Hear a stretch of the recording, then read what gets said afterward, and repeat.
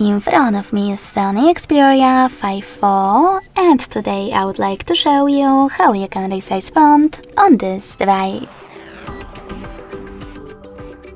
First of all, go into settings.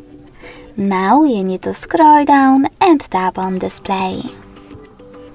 After that, scroll down again, click on display size and text.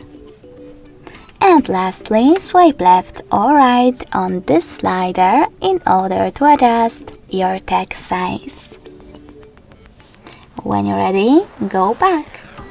As you can see, after that, size of my font has changed.